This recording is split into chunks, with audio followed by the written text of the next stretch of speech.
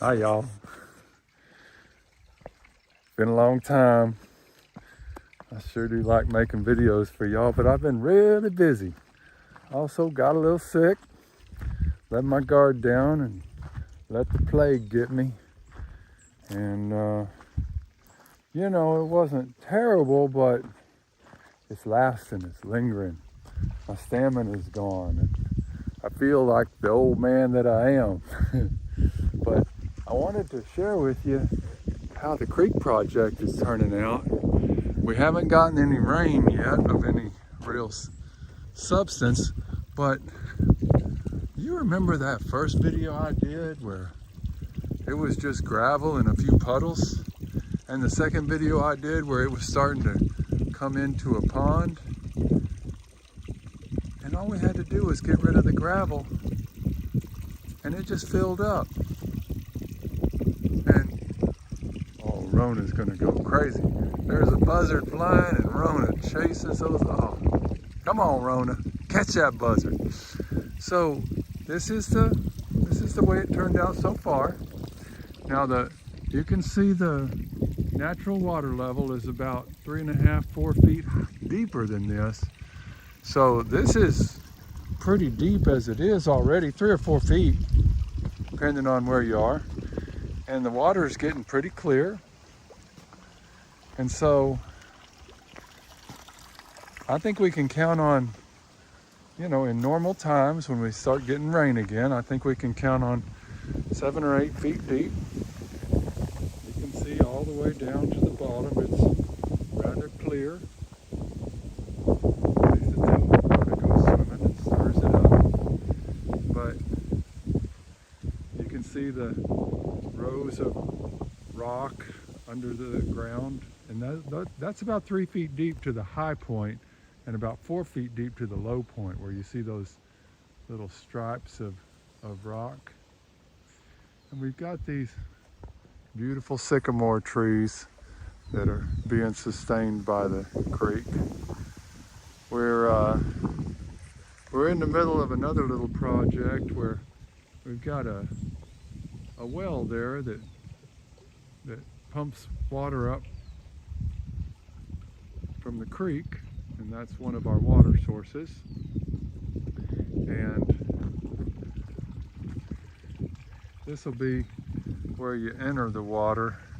The water's usually up right around the level of this rock ledge when it's raining, and we've got a little ramp going down, and then it's going to get real deep here. This will be 8 or 9 feet deep right here where we can dive in off of this rock ledge. So it's very lovely. The pond upstream is only 2 or 3 feet deep, and that's the level that it is all the time whether it's raining or not, unless we're flooding. I want to show you the trail that we built. We've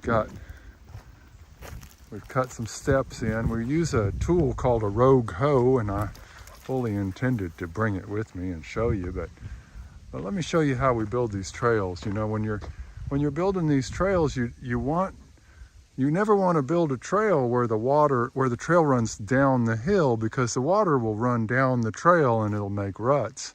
You want the trails to run across the slope so the water comes. You chop down.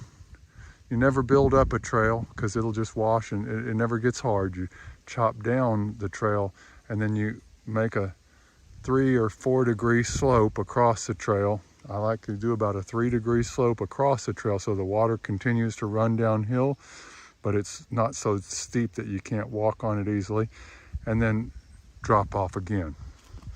So we cut steps in, and when the water level's up, the water will be up, much closer to us here. And this, oh, look at that, isn't that beautiful? I'm not sure if it's going to show up on the video as beautiful as it looks, but trust me, the color and clarity is just amazing.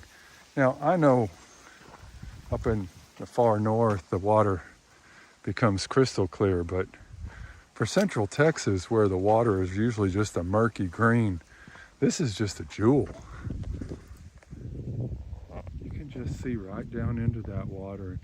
I've already been swimming in it, and it's going to be really, really fine for scuba diving. My friend has been swimming and just loved it. This trail is going to make access down here very nice. Can you see these steps?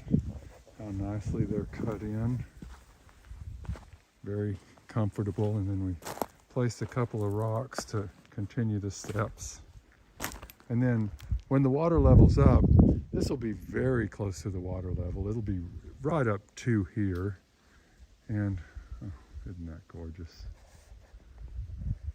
It's just so lovely. Very happy with the way this turned out. Turned out nicer than I even imagined.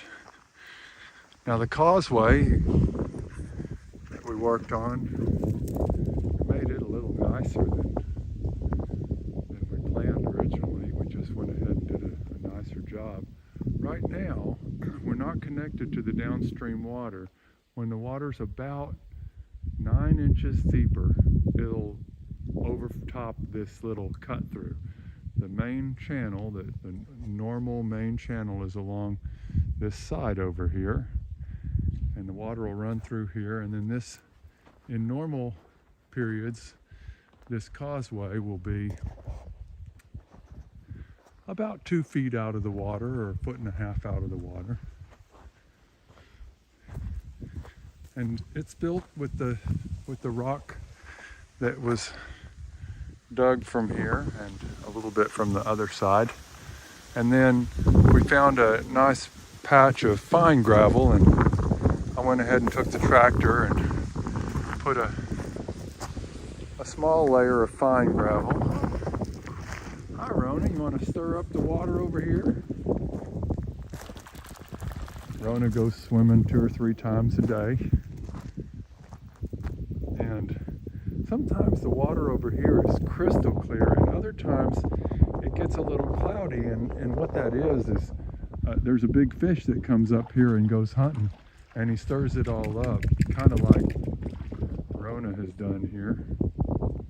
But this creek just heads on down, and there's another big swimming place on the next property down, and they have a dam that establishes the normal water depth up here.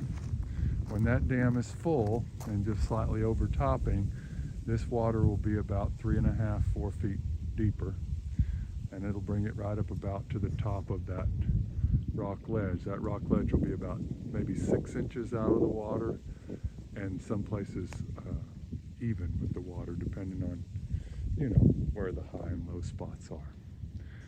We brought a couple of big rocks here that we found and made a couple of seats. And the sun goes down right here, so looking into the sunset from this end. This causeway is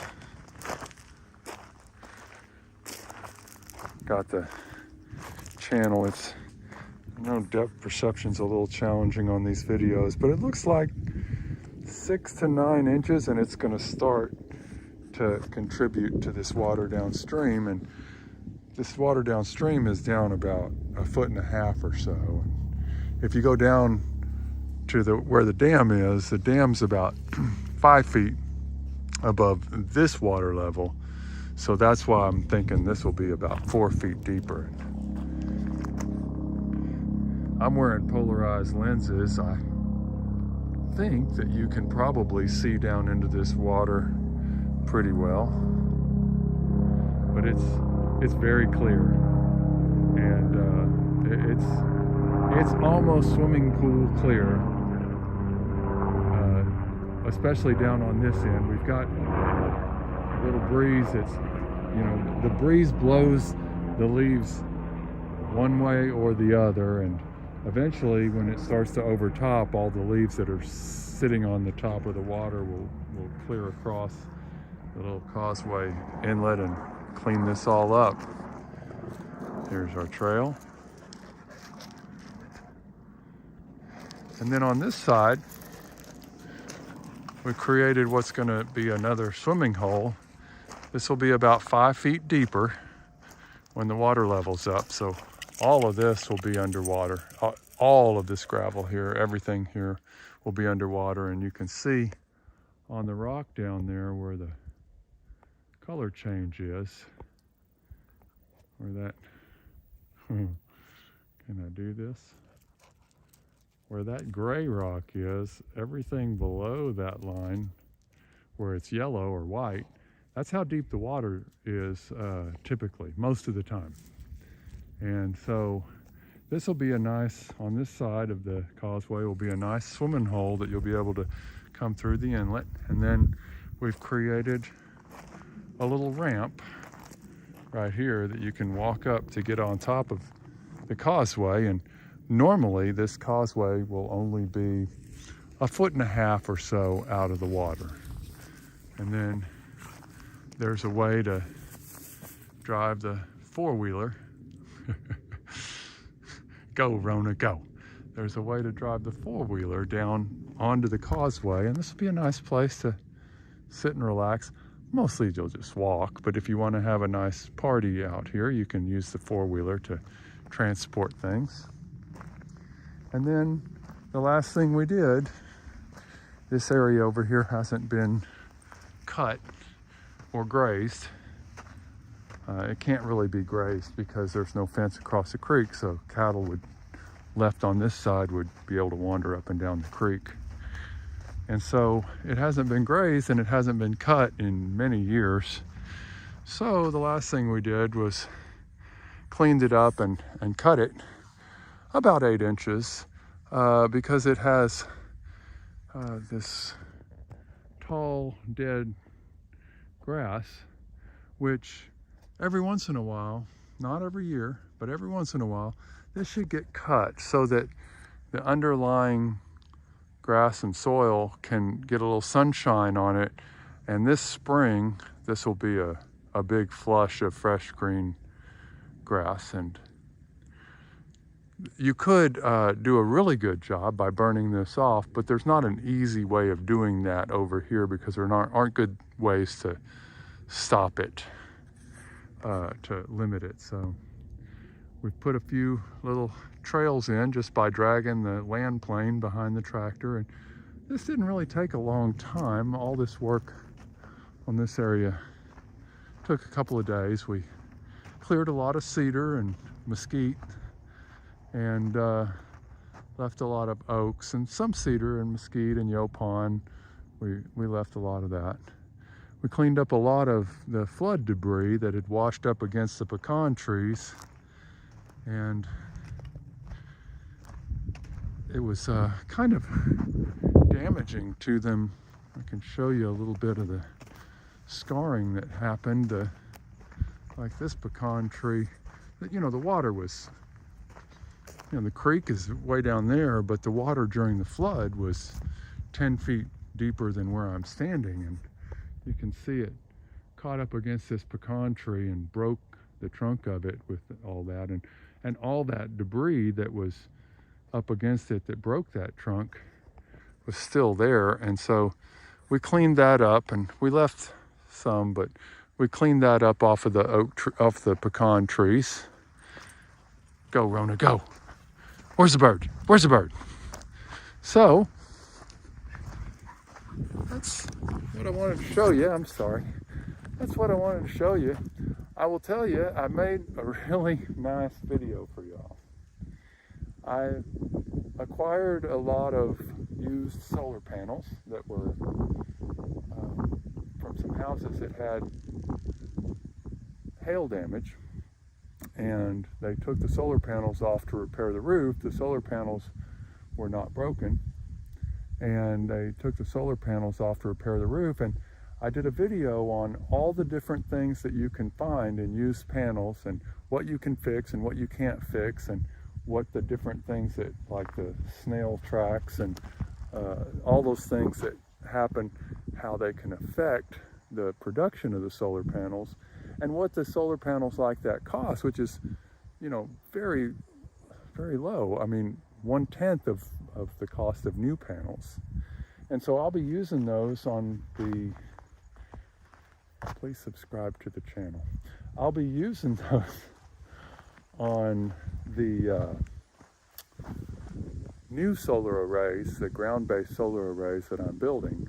One of the things that I've done while I haven't been making videos is I bought a lot of, got the sun in your eye, sorry. I bought a lot of welding equipment. I'm, a wood guy by nature, and I've always been reluctant to get into welding because everything I get into, I kind of have to take it to another level. But it's hard to find good welders these days that are available, and I keep finding more and more need for welding.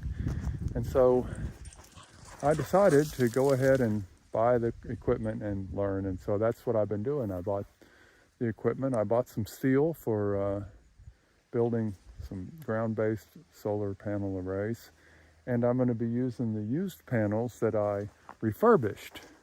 And the video I did was how to repair the wires and how to test them. It's pretty deep. How to test them for their production, and how to reject some that have problems, and what that looks like, and I went through that whole thing, and I'll be darned, the battery in my microphone wasn't charged well enough, and I ended up with no audio on the video. And so I had already done all the work by the time I figured that out, and so that video's lost.